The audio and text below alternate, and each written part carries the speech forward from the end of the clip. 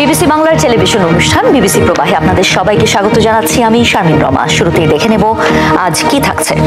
সংস্কার ও জাতীয় নির্বাচন প্রশ্নে রাজনৈতিক দলগুলোর মধ্যে কোনো মতেই ঐক্য হচ্ছে না। 31 আগস্ট প্রধান উপদেষ্টা ডক্টর মোহাম্মদ ইউনূসের সঙ্গে বৈঠকেও ভিন্ন ভিন্ন অবস্থান তুলে ধরেছে বিএনপি, জামায়াতে ইসলামী ও জাতীয় নাগরিক পার্টি এনসিপি। তবে প্রধান উপদেষ্টা স্পষ্ট করে বলেছেন, ফেব্রুয়ারির প্রথমার্ধেই নির্বাচন অনুষ্ঠিত হবে। নির্বাচন ছাড়া কোনো বিকল্প নেই। 31 আগস্ট বিএনপির মহাসচিব মির্জা ফখরুল ইসলাম আলমগীরের নেতৃত্বে 8 সদস্যের প্রতিনিধি দল প্রধান উপদেষ্টার সঙ্গে বৈঠকে অংশ নেয়। বৈঠক শেষে মির্জা ফখরুল ইসলাম আলমগীর সাংবাদিকদের বলেন, একটি শক্তি নির্বাচনকে বিলম্বিত করার চেষ্টা করছে, তবে নির্বাচন পেছানোর কোনো সুযোগ নেই। আমাদের আসলটা নির্বাচনকে বিভিন্নভাবে বিলম্বিত করার লক্ষ্যে এই ধরনের কিছু একটা শক্তি কাজ করছে, কোনো সুযোগ নেই। তবে এর কোনো সুযোগ নাই।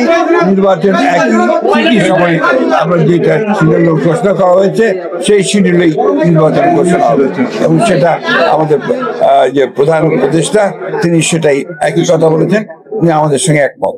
তবে ফেব্রুয়ারিতে নির্বাচন নিয়ে ভিন্ন মত রয়েছে জামায়াতের। একটি নীল নকশার নির্বাচনের দিকে যাওয়া হচ্ছে কিনা সে ব্যাপারে প্রশ্ন তুলেন দলটির নায়েবে আমির সৈয়দ আব্দুল্লাহ মোহাম্মদ তাহের। একটি সুষ্ঠু অবাধ নির্বাচন হবে যে উনি বলেছেন, আমরা ওনার বক্তব্যের নীতিগতভাবে একমত হয়ে কার্যকারিতার ব্যাপারে ভিন্ন মত পোষণ করেছি। আমরা বলেছি যে বর্তমান সরকার এবং আরো কিছু দেশ বিদেশি শক্তি মিলে নির্বাচনকে সুষ্ঠু হওয়ার ক্ষেত্রে বাধা তৈরি করা চলেছে। একটি নীল নকশার নির্বাচনের দিকে আমরা যাচ্ছি কিনা সেই ব্যাপারে আমাদেরও প্রশ্ন তৈরি হয়েছে, জনমনেও প্রশ্ন তৈরি হয়েছে। কারণ হিসেবে আমরা বলেছি যে এই সরকার লন্ডনে গিয়ে নির্বাচনের তারিখ ঘোষণা একটি দলের সাথে বৈঠক করে, এটা নজিরবিহীন ঘটনা এবং এতে করে তার নিরপেক্ষতা পূর্ণ হয়েছে এবং একটি দলকে বেনিফিট দেওয়া হয়েছে মানুষের পারসেপশনের ক্ষেত্রে যে এই দলটি আগামী নির্বাচনে ভালো করবে। দুই, আমরা বলেছি যে 5ই অগাস্টে যে জুলাই ডিক্লারেশন ছিল ঘোষণা, সেই ঘোষণাটিও সকলের সাথে আলোচনা করে ঐক্যমত্যের ভিত্তিতে ঘোষিত হয়নি। সেখানে কতিপয় বিষয়কে প্রাধান্য দিয়েছে, কতিপয় বিষয়কে তারা অ্যাভয়েড করেছেন এবং সেটা নিরপেক্ষতা হারিয়েছিল এবং এটা অসম্পূর্ণ ছিল। 3, আমরা বলেছি যে একই দিন বিকালে আরেকটা টেলিভিশন ভাষণে নির্বাচনের তারিখ ঘোষণাটা আমাদের কাছে মনে হয়েছে যে কোন একটা চাপে পড়ে ওই দিনেই এটাকে ঘোষণা করতে হয়েছে। কারণ দুইটা মেজর ইস্যু, একটা হচ্ছে জুলাই ডিক্লারেশন, এটা খুব ইম্পর্টেন্ট, জামজামক করেছি, তাহলে সেদিনেই আবার সন্ধ্যা আরেকটা জাতীয় বক্তব্য রাখার কি প্রয়োজন ছিল? এখানে কোন একটা চাপ আছে বলে আমাদের আশঙ্কা হচ্ছে, আমরা এটা আমাকে বলছি। 3 নম্বর হচ্ছে, সরকারের উচিত ছিল জুলাই সনদের ব্যাপারে একটি স্পষ্ট ভাবে সিদ্ধান্ত গৃহীত হওয়ার পরেই নির্বাচনের রোডম্যাপ এবং তারিখ ঘোষণা করা। নির্বাচন ফেব্রুয়ারি রোজার আগে হবে, এই ব্যাপারে আমরা বলেছি আমরা একমত। এখানে আমাদের কোন তারিখের ব্যাপারে আমাদের কোনো দ্বিধাদ্বন্দ্ব নেই, দ্বিমত নাই, কোনো কনফিউশন নেই।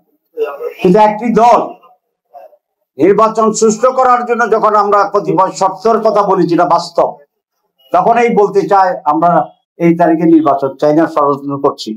এই কথাটা বলাটাই একটি ষড়যন্ত্র বলে আমি মনে করি। জামায়াতের সঙ্গে একই সুরে কথা বলছে জাতীয় নাগরিক পার্টি এনসিপি। তারা জুলাই সনদের আইনি ভিত্তি এবং সাংবিধানিক ভিত্তির জন্য আগামী নির্বাচন অবশ্যই গণপরিষদ নির্বাচন হওয়ার দাবি জানান। জাতীয় ঐক্যমত্য কমিশন জুলাই সনদের চূড়ান্ত পর্যায়ে আছে, এখনো চূড়ান্ত হয়নি। সেই জুলাই সনদের আইনি ভিত্তির জন্য আমরা বলেছি, জুলাই সনদের আইনি ভিত্তি এবং সাংবিধানিক ভিত্তির জন্য আগামী যে নির্বাচনটি হবে, সেই নির্বাচনটি যেন অবশ্যই গণপরিষদ নির্বাচন হয় এবং সেই গণপরিষদের নির্বাচনের মাধ্যমে বাংলাদেশের দীর্ঘ 55-54 বছরের যে রাজনৈতিক সংকট, যে একক ব্যক্তি কেন্দ্রিক যে স্বৈরতান্ত্রিক মনোভাব কিংবা কাঠামো গড়ে উঠছে, সেটার স্থায়ী সমাধানের জন্য আমরা মনে করি আগামী নির্বাচনটি গণপরিষদ নির্বাচন অনুষ্ঠিত হয়ে এবং সেটা নতুন সংবিধান প্রণয়ন করবে। একই সাথে আমরা দেখেছি বর্তমান যে নির্বাচন কমিশন আছে, এই কমিশন গঠনের সময় আমরা তখন নাগরিক কমিটির পক্ষ থেকে প্রতিবাদ জানিয়েছিলাম এবং এখনো আমরা প্রধান উপদেষ্টার দৃষ্টি আকর্ষণ করছি সেই বিষয় যে নির্বাচন কমিশন তাদের সক্ষমতা এবং নিরপেক্ষতার বিষয় যেন প্রধান উপদেষ্টা ভূমিকা রাখেন। তবে 3 দলের সঙ্গে বৈঠকে প্রধান উপদেষ্টা তার অবস্থান স্পষ্ট করেছেন। তিনি জানিয়েছেন, নির্বাচন ছাড়া কোনো বিকল্প নেই। কেউ যদি নির্বাচন ছাড়া অন্য কোনো বিকল্প নিয়ে ভাবে, সেটা হবে জাতির জন্য গভীর বিপজ্জনক। প্রধান উপদেষ্টা জানিয়েছেন, স্পষ্টভাবে জানিয়েছেন, তিনি জাতির উদ্দেশ্যে ভাষণে নির্বাচনের যে সময় ঘোষণা করেছেন, নির্বাচন সেই সময়ের মধ্যে হবে, অর্থাৎ ফেব্রুয়ারির প্রথমার্ধে একটি অবাধ, সুষ্ঠু ও উৎসবমুখর পরিবেশে নির্বাচন অনুষ্ঠিত হবে। সকল রাজনৈতিক দলকে প্রধান উপদেষ্টা নির্বাচন নিয়ে আবারও তার প্রতিশ্রুতি জানিয়েছেন। তিনি বলেছেন, নির্বাচন ছাড়া কোনো বিকল্প নাই। কেউ যদি নির্বাচনের কোনো বিকল্প নিয়ে ভাবে, সেটা হবে এই জাতির জন্য গভীর বিপজ্জনক। ভারতের প্রধানমন্ত্রী নরেন্দ্র মোদীর একদিন পরেই চীনের তিয়ানজিনে পৌঁছেছেন রাশিয়ার প্রেসিডেন্ট ভ্লাদিমির পুতিন। চীনের প্রেসিডেন্ট শি জিনপিং এর আমন্ত্রণে সাংহাই কোঅপারেশন অর্গানাইজেশন বা এসসিও সম্মেলনে অংশ নিচ্ছেন পুতিন, মোদী সহ 20টিরও বেশি দেশের নেতারা। 31 আগস্ট ও 1 সেপ্টেম্বরের সম্মেলনের পর 3রা সেপ্টেম্বর রাজধানী বেইজিংয়ে দ্বিতীয় বিশ্বযুদ্ধ সমাপ্তির 80 বছর পূর্তি উপলক্ষে বিশাল সামরিক কুচকাওয়াজ অনুষ্ঠিত হবে। চীন ও রাশিয়া চাইছে সাংহাই কোঅপারেশন অর্গানাইজেশন বা এসসিও-কে পশ্চিমা সামরিক জোট ন্যাটোর বিকল্প হিসেবে প্রতিষ্ঠা করতে।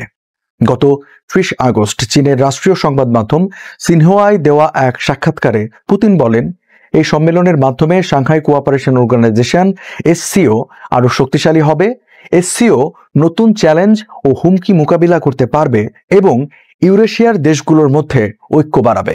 এটি ন্যায়সঙ্গত বহুপক্ষীয় বিশ্ব ব্যবস্থা গড়ে তুলতে সহায়তা করবে।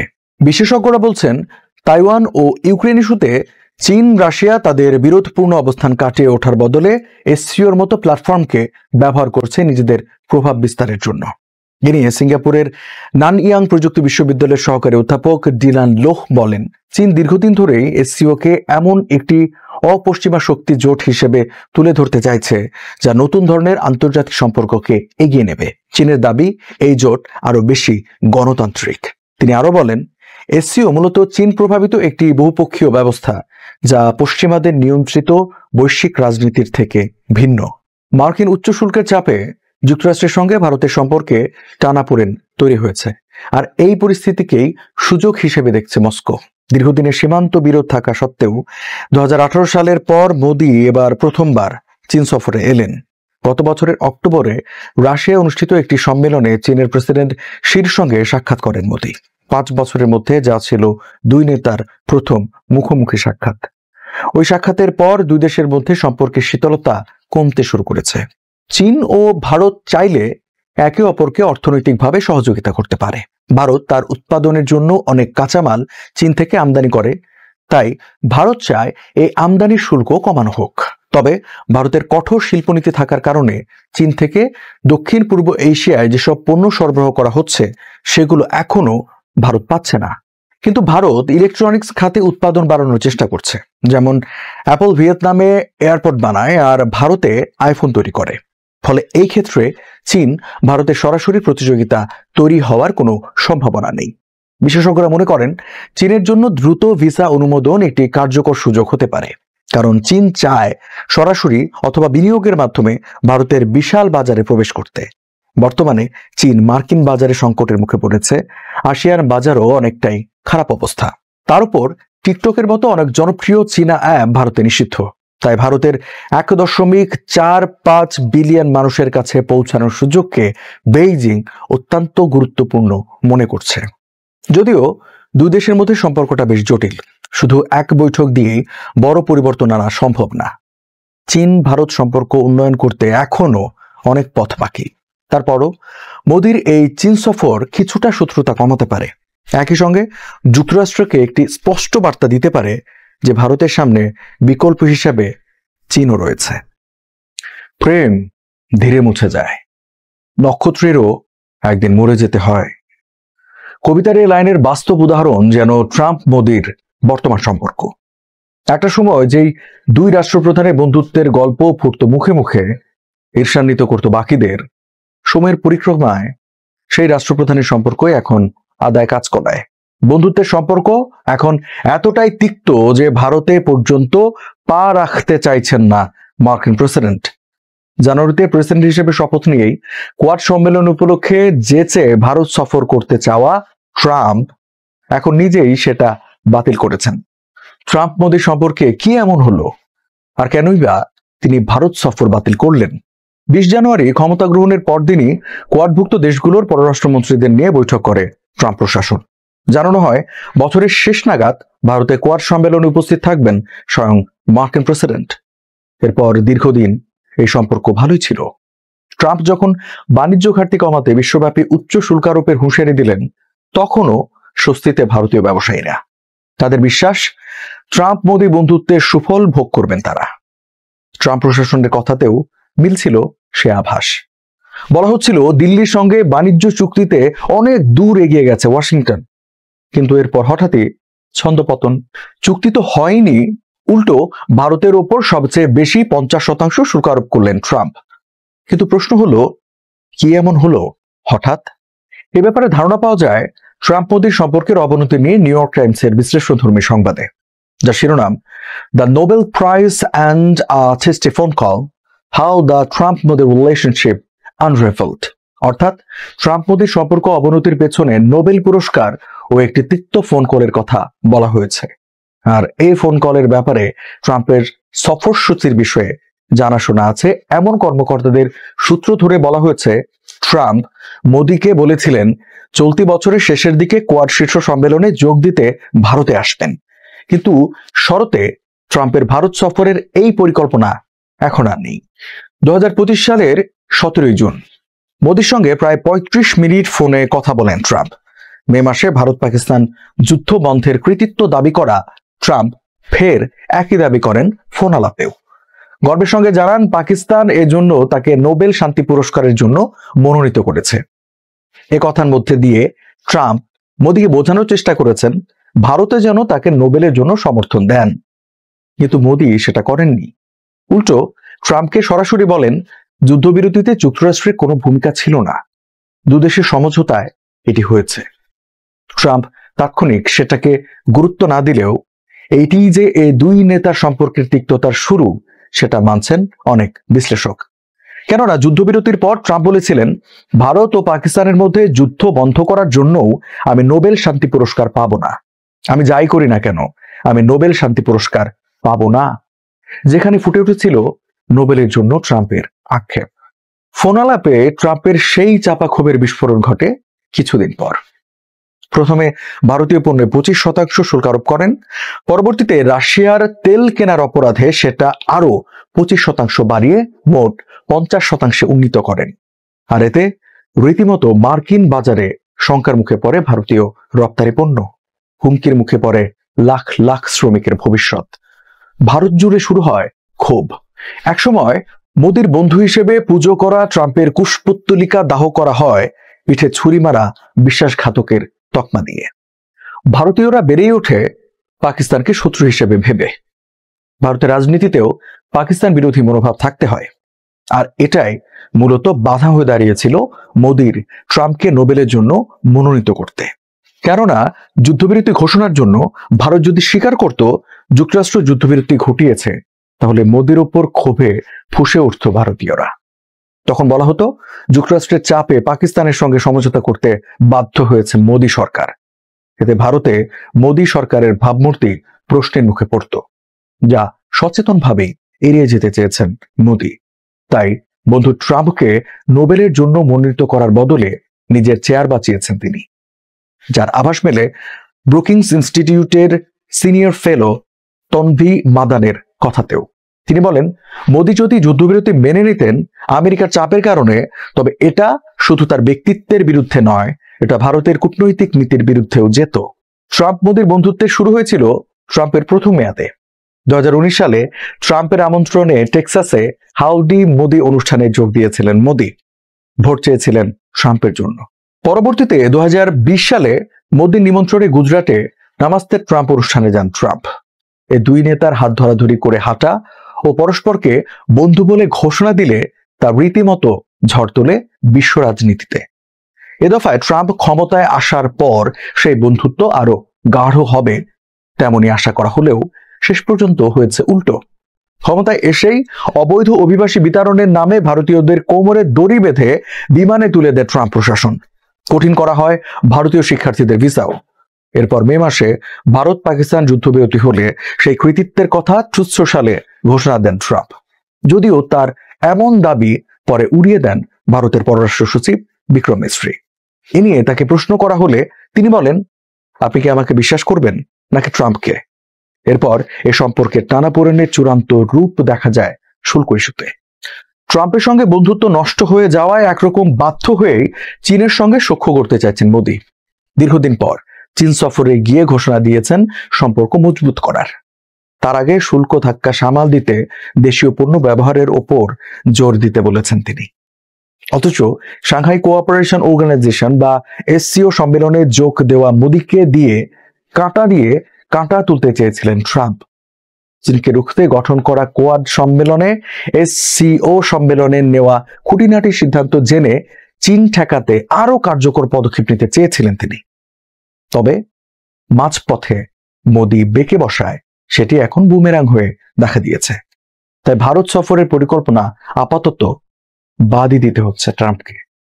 এক বনে যেমন দুই বাঘ থাকতে পারে না, তেমনি পারে না রাশিয়া ও যুক্তরাষ্ট্র সামরিক জোট করতে। কিন্তু আপনি যদি হঠাৎ একদিন শোনেন পশ্চিমা সামরিক জোট ন্যাটোতে যোগ দিচ্ছে রাশিয়া, তখন নিশ্চয়ই একে মিম বলে ঠাট্টার ছলে হেসে উড়িয়ে দেবেন। বলবেন, এ আবার হয় নাকি? তেলে জলে মিশ খায় কখনো?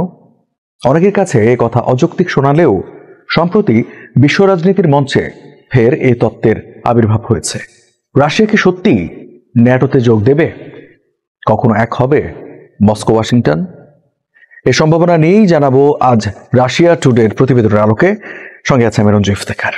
2022 সালে ইউক্রেনের ন্যাটোতে যোগদানের বিষয়টি জোরে সোরে আলোচনায় আসে। রুশ সীমানা ঘেঁষে পশ্চিমাদের সামরিক বাহিনী অবাধে ঘুরে বেড়াবে এই বিষয়টি মানতে পারেননি পুতিন।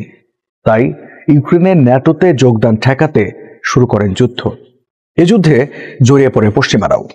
কিছুতেই যখন পুতিনকে থামানো যাচ্ছে না, তখন পশ্চিমা বিশ্লেষকরা থমকে দাঁড়ান, প্রশ্ন করেন, মস্কোর সঙ্গে সম্পর্ক এতটা খারাপ কেন হলো? আর কি কোনো পথ খোলা ছিল না? আর এই প্রশ্নের উত্তর হিসেবে অতি সম্প্রতি ট্রাম্পপন্থী সাবেক মার্কিন কংগ্রেসম্যান ম্যাট গেটস বলেন, ইউক্রেনের সংঘাত সমাধানের উপায় হিসেবে রাশিয়াকে ন্যাটোতে অন্তর্ভুক্ত করা উচিত। ট্রাম্পপন্থী ম্যাটের এ যুক্তিকে আরও পাকাপোক্ত করে জার্মান সাময়িকী ডের স্পিগেল। এই সাময়িকীটি এমন কিছু নথি প্রকাশ করেছে যেখানে দেখা যায় সাবেক মার্কিন প্রেসিডেন্ট বিল ক্লিন্টনের সময়ও যুক্তরাষ্ট্র সরাসরি রাশিয়ার ন্যাটো সদস্যপদকে অস্বীকার করেনি। বরং পশ্চিম ইউরোপের দেশগুলো, বিশেষ করে জার্মানির ভয় ছিল রাশিয়াকে ন্যাটোতে জায়গা দিলে ধীরে ধীরে এ জোট ভেঙে যেতে পারে। আর এসব প্রকাশের পরই ফের আলোচনা এসেছে রাশিয়ার ন্যাটোতে যোগদানের বিষয়টি। রাশিয়া ন্যাটোতে যোগদানের সবচেয়ে কাছাকাছি এসেছিল 1990-এর দশকের শুরুতে। সোভিয়েত ইউনিয়ন ভেঙে পড়লে রুশ প্রেসিডেন্ট বরিস ইয়েলসিন ন্যাটোতে যোগদানের আশঙ্কার কথা প্রকাশ করেন। জানান, ন্যাটোতে যোগ দেওয়া তাদের দীর্ঘমেয়াদী লক্ষ্য।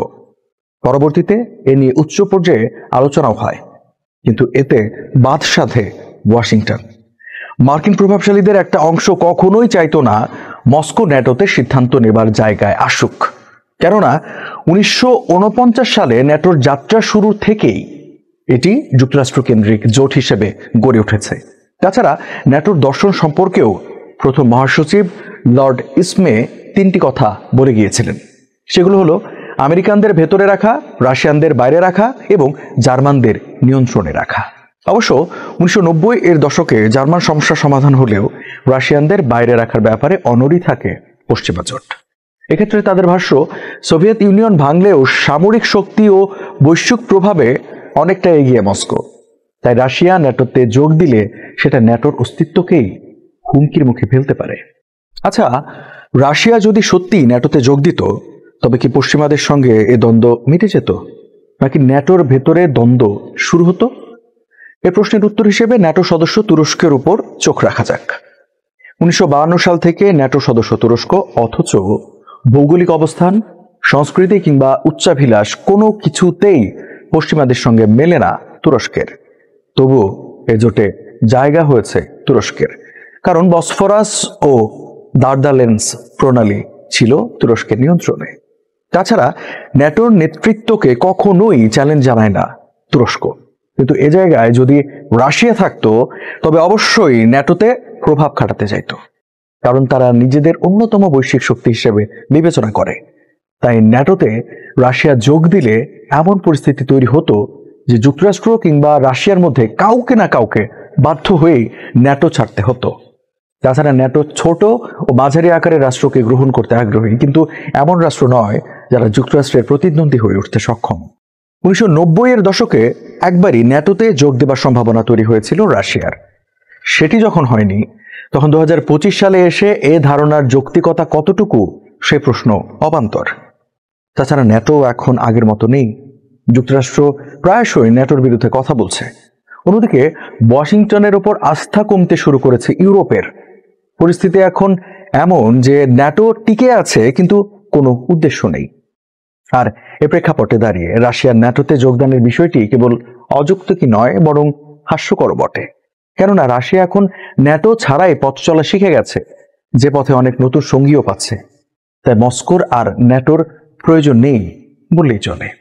গাজা সিটিতে বিমান হামলায় ফিলিস্তিনি স্বাধীনতাকামী সশস্ত্র সংগঠন হামাসের সামরিক শাখার মুখপাত্র আবু উবাইদা নিহত হয়েছেন বলে দাবি করেছে ইসরায়েল। এই অভিযানের জন্য ইসরায়েলি সেনাবাহিনী, আইডিএফ ও দেশটির নিরাপত্তা সংস্থা শিনবেতকে সামাজিক যোগাযোগ মাধ্যম এক্সের এক পোস্টে অভিনন্দন জানিয়েছেন ইসরায়েলের প্রতিরক্ষা মন্ত্রী ইসরায়েল কাটস। তবে হামাস এখনও তার মৃত্যুর বিষয়টি নিশ্চিত করেনি। ব্রিটিশ সংবাদ মাধ্যম বিবিসির প্রতিবেদন থেকে এই তথ্য পাওয়া গেছে। হামাস এর আগে জানিয়েছিল গাজার একটি আবাসিক ভবনে ইসরায়েলের বিমান হামলায় বেশ কয়েকজন বেসামরিক নাগরিক নিহত ও আহত হয়েছেন। স্থানীয় সাংবাদিকরা বলছেন, গাজা সিটির ঘনবসতিপূর্ণ আল রিমাল এলাকায় এই হামলায় অন্তত 7 জন নিহত এবং 20 জন আহত হয়েছেন। এই হতাহতদের মধ্যে শিশুও রয়েছে। গাজা সিটিতে ইসরায়েলের চলমান হামলার মধ্যেই গত 30 আগস্ট এই পরিকল্পিত অভিযান চালানো হয়। 31 আগস্ট ইসরায়েল কাটস হুঁশিয়ারি দিয়ে বলেন, গাজায় অভিযান জোরদার করার সাথে সাথে উবাইদার আরও অনেক সহযোগীকে লক্ষ্যবস্তু করা হবে। এছাড়া ইসরায়েলি সেনাবাহিনী, আইডিএফ এবং নিরাপত্তা সংস্থা শিনবেত এক বিবৃতিতে জানিয়েছে, আগের তথ্যের ভিত্তিতে তারা হামাসের মুখপাত্র আবু উবাইদার গোপন আশ্রয় শনাক্ত করে এই অভিযান চালিয়েছে। 2023 সালের 7 অক্টোবরের হামলার পর হামাসের সামরিক শাখার যে কয়েকজন সিনিয়র নেতা জীবিত ছিলেন তাদের মধ্যে উবাইদা একজন। প্রায় 40 বছর বয়সী উবাইদা আল কাসাম ব্রিগেডের পক্ষ থেকে ইসরায়েলের বিরুদ্ধে বেশ কয়েকটি দীর্ঘ ও তীব্র সমালোচনামূলক বক্তৃতা দিয়েছিলেন। তিনি সবসময় মুখে ফিলিস্তিনি স্কার্ফ পরতেন। তাই মধ্যপ্রাচ্য জুড়ে হামাস সমর্থকদের কাছে তিনি এক অনুকরণীয় ব্যক্তিত্বে পরিণত হয়েছিলেন। রাষ্ট্রপতি হিসেবে জরুরি ক্ষমতার অপব্যবহার করেছেন ট্রাম্প, এমন অভিযোগ এনে ট্রাম্পের নেওয়া শুল্ক নীতির বিরুদ্ধে রায় দিয়েছে আমেরিকার ফেডারেল আপিল আদালত।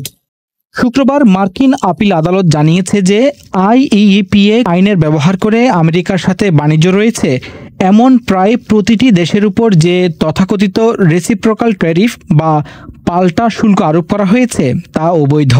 যদিও আদালত এখন পর্যন্ত ট্রাম্পের আরোপিত শুল্ক স্থগিত করেনি, বরং বলেছে এটি অক্টোবরের মাঝামাঝি পর্যন্ত বহাল থাকবে, যাতে সরকার এর বিরুদ্ধে আপিল করার পর্যাপ্ত সময় পায়। আদালতের এই রায়ের পরে তৈরি হয়েছে নতুন জটিলতা, কারণ ট্রাম্প বলছেন তিনি এই রায়ের বিপক্ষে সুপ্রিম কোর্টে আপিল করবেন। কিন্তু প্রশ্ন হলো, ট্রাম্প কিভাবে এরকম একটি চ্যালেঞ্জের মুখে পড়লেন? আইইপিএ কয়েক দশক ধরে প্রচলিত একটি আইন, যা ট্রাম্প তার 2 মেয়াদেই বারবার প্রয়োগ করেছেন। মূলত এই আইন একজন মার্কিন প্রেসিডেন্টকে জাতীয় জরুরি অবস্থা বা বিদেশি বড় কোনো হুমকির পাল্টা প্রতিক্রিয়া জানাতে উল্লেখযোগ্য ক্ষমতা দিয়েছে। 1977 সালের এই আইনে বলা হয়েছে, একজন প্রেসিডেন্ট জাতীয় নিরাপত্তা, পররাষ্ট্রনীতি বা অর্থনীতির জন্য অস্বাভাবিক বা মারাত্মক হুমকি, যা পুরোপুরি বা আংশিক আমেরিকার বাইরে থেকে তৈরি হতে পারে, তার সম্পূর্ণ বা উল্লেখযোগ্য অংশ মোকাবেলার জন্য কয়েকটি অর্থনৈতিক পদক্ষেপ নিতে পারেন। এর আগে এই আইনটি প্রয়োগ করেছিলেন মার্কিন প্রেসিডেন্ট বারাক ওবামা ও জো বাইডেন। 2015 সালে যখন রাশিয়া ক্রিমিয়া দখল করে নেয়, তখন রাশিয়ার উপর নিষেধাজ্ঞা দিতে বারাক ওবামা এই আইনটি প্রয়োগ করেন। অন্যদিকে 8 বছর পর যখন রাশিয়া ইউক্রেনে আক্রমণ চালায় তখনও প্রেসিডেন্ট জো বাইডেন এই আইনটি প্রয়োগ করেছিলেন। কিন্তু আপিল আদালত তার রায়ে বলেছে এই জরুরি আইন আমেরিকার প্রেসিডেন্টকে এত বিস্তৃত শুল্ক আরোপের ক্ষমতা দেয়নি। এই ক্ষমতা রয়েছে কংগ্রেসের। ট্রাম্প যখন তার বিশ্বব্যাপী শুল্ক নীতি ঘোষণা করছিলেন তখন তিনি যুক্তি দিয়েছিলেন বাণিজ্য ভারসাম্যহীনতা মার্কিন জাতীয় নিরাপত্তার জন্য হুমকি এবং এটি একটি জাতীয় জরুরি অবস্থা। তবে আপিল আদালতের এই রায় মার্কিন প্রেসিডেন্ট ডোনাল্ড ট্রাম্পের জন্য একটি বড় ধাক্কা, কারণ এই মামলাটি যদি সুপ্রিম কোর্ট পর্যন্ত গড়ায় তাহলে বিশ্বের অন্যান্য দেশগুলো অপেক্ষা করবে সেখান থেকে কি রায় আসছে তা দেখার জন্য, এবং ততদিন পর্যন্ত সেই দেশগুলো হয়তো মার্কিন যুক্তরাষ্ট্রের সাথে ব্যবসা বাণিজ্য স্থগিত রাখতে পারে। অক্সফোর্ড বিশ্ববিদ্যালয় ও লন্ডন বিজনেস স্কুলের অর্থনীতিবিদ ডক্টর লিন্ডা উইয়ে বলেন, যদি এটি ঘটে তাহলে এটি বিশ্ব অর্থনীতির কার্যকলাপকে ধীর করে দিতে পারে এবং বহু ব্যবসা অনিশ্চয়তার মধ্যে পড়বে। ট্যারিফ নিয়ে এই মামলাটি এখন সম্ভবত সর্বোচ্চ মার্কিন আদালতে যাবে। প্রেসিডেন্ট ট্রাম্পও তার ট্রুথ সোশ্যালে আপিল আদালতের রায়কে চ্যালেঞ্জের ইঙ্গিত দিয়েছেন। সেক্ষেত্রে সুপ্রিম কোর্টের 9 জন বিচারপতি ঠিক করবেন ট্রাম্পের শুল্ক নীতির কী হবে, যাদের মধ্যে 6 জন বিচারপতি রিপাবলিকানদের নিয়োগপ্রাপ্ত। ডোনাল্ড ট্রাম্প ট্রুথ সোশ্যালে লিখেছেন, আমাদের বেপরোয়া এবং অদক্ষ রাজনীতিবিদদের কারণে আমাদের বিরুদ্ধে শুল্ককে ব্যবহারের সুযোগ দেওয়া হয়েছিল। এখন মার্কিন যুক্তরাষ্ট্রের সুপ্রিম কোর্টের সহায়তায় আমরা আমাদের জাতির সুবিধার্থে সেগুলি ব্যবহার করব এবং আমেরিকাকে আবার ধনী ও শক্তিশালী করে তুলব। তবে মার্কিন সুপ্রিম কোর্ট যদি আপিল আদালতের রায় বহাল রাখে তাহলে বিশ্বজুড়ে বাণিজ্যে একটি আর্থিক অনিশ্চয়তা দেখা দিতে পারে। ট্যারিফ বা শুল্ক আরোপ করে আমেরিকা আমদানি করের মাধ্যমে যে বিলিয়ন বিলিয়ন ডলার সংগ্রহ করেছে তা ফেরত দিতে হবে কিনা তা নিয়েও প্রশ্ন উঠবে। আবার এটিও প্রশ্ন তুলতে পারে যে যুক্তরাজ্য, জাপান এবং দক্ষিণ কোরিয়া সহ কিছু দেশ অগাস্টের আগে বেঁধে দেওয়ার সময়ে মার্কিন যুক্তরাষ্ট্রের সাথে যে দ্বিপাক্ষিক বাণিজ্য চুক্তিগুলো করেছিল সেগুলোর কি হবে। এছাড়া যেসব দেশের সাথে বর্তমানে আলোচনা চলছে সে বাণিজ্য চুক্তিগুলিও জটিলতার মধ্যে পড়তে পারে। যদি সুপ্রিম কোর্ট আপিল আদালতের রায়টি বহাল রাখে তাহলে চুক্তি ভঙ্গকারী হিসেবে ট্রাম্পের কর্তৃত্ব এবং সুনাম দুটিই নষ্ট হবে। অন্যদিকে সুপ্রিম কোর্ট যদি আপিল আদালতের রায়টি বাতিল করে দেয় তাহলে এর ফলাফল হবে পুরোপুরি বিপরীত। তখন ট্রাম্প হয়ে উঠবেন অপ্রতিরোধ্য। মেক্সিকোর কেন্দ্রবিন্দুতে অবস্থিত কুয়েরেতারো শহর, মনোমুগ্ধকর ও রঙিন শহরটি ঝলমলে পাথরের জলরাশির জন্য বেশ পরিচিত। এই রঙিন শহরে এখন চলছে ভবন নির্মাণের মহোৎসব। তবে আবাসন নয়, ভবনগুলো ব্যবহার হবে ডেটা সেন্টার হিসেবে। এখানে বিনিয়োগ করছে মাইক্রোসফট, অ্যামাজন ওয়েব সার্ভিস এবং ওডিএটি এর মতো আন্তর্জাতিক বৃহৎ প্রযুক্তি প্রতিষ্ঠানগুলো। পিছিয়ে নেই প্রযুক্তি খাতের স্থানীয় বিনিয়োগকারীরাও। মেক্সিকোর কুয়েরেতারো ডেটা সেন্টার স্থাপনের লক্ষ্যে ভবন নির্মাণের কাজ চললেও ঠিক কতগুলো প্রতিষ্ঠান বিনিয়োগ করছে তার সঠিক তথ্য জানাতে পারেনি কোনো সংস্থা। তবে এই সংখ্যা যে বেড়ে চলেছে তাতে কোনো সন্দেহ নেই। এক পূর্বাভাসে বলা হয়েছে 1 দশকের মধ্যে এই শহরে শুধু ডেটা সেন্টার নির্মাণের জন্য বিনিয়োগ হতে পারে অন্তত $10 বিলিয়ন। মাইক্রোসফট জানিয়েছে কুয়েরেতারোতে 3টি ডেটা সেন্টার পরিচালনা করছে প্রতিষ্ঠানটি। এই শহরে প্রায় 20,000 বর্গফুট আয়তনের 2টি ডেটা সেন্টার রয়েছে লাতিন আমেরিকার বৃহৎ ডেটা সেন্টার কোম্পানি অ্যাসেন্টির। একই শহরে নিজেদের 3য় ডেটা সেন্টার স্থাপনের জন্য ভবন নির্মাণ করছে প্রতিষ্ঠানটি। ক্যালিফোর্নিয়ার রিভারসাইড বিশ্ববিদ্যালয়ের বৈদ্যুতিক এবং কম্পিউটার প্রকৌশল বিভাগের সহযোগী অধ্যাপক শাউলেই রেন বলেন, এআই এর বর্ধিত চাহিদার কারণেই ডেটা সেন্টার নির্মাণে বিনিয়োগ বাড়ছে। অ্যাসেন্টির Mexico country manager Arturo Bravo বলেন, এটি একটি অত্যন্ত কৌশলগত অঞ্চল। মেক্সিকোর ঠিক মাঝখানে অবস্থিত কুয়েরেতারো, যা পূর্ব, পশ্চিম, উত্তর এবং দক্ষিণকে সংযুক্ত করেছে। তিনি আরও বলেন, এই শহরের অবস্থান মেক্সিকো সিটির খুব কাছে আর উচ্চগতি ডেটা কেবলের সঙ্গে সংযুক্ত। প্রযুক্তি কেন্দ্র হিসেবে ইতোমধ্যে বেশ পরিচিতি পেয়েছে কুয়েরেতারো। অধ্যাপক রেন বলেন, যুক্তরাষ্ট্রে পাওয়ার গ্রিডের সীমাবদ্ধতার কারণে প্রযুক্তি কোম্পানিগুলো সব জায়গায় বিদ্যুৎ সংযোগ পায় না। সেখানে জমি ও জ্বালানির খরচও বেশি। সে তুলনায় কুয়েরেতারো অনেক বেশি সাশ্রয়ী শহর। কুয়েরেতারোতে স্থাপিত ডেটা সেন্টারগুলো 2024-25 অর্থ বছরে 4 কোটি লিটার পানি ব্যবহার করেছে। বছর ব্যবধানে শহরটিতে পানির চাহিদা বেড়েছে অন্তত 28%। এর চাহিদা ক্রমান্বয়ে বেড়ে চলেছে। অন্যদিকে পানির সংকটে ভুগছে কৃষিখাত।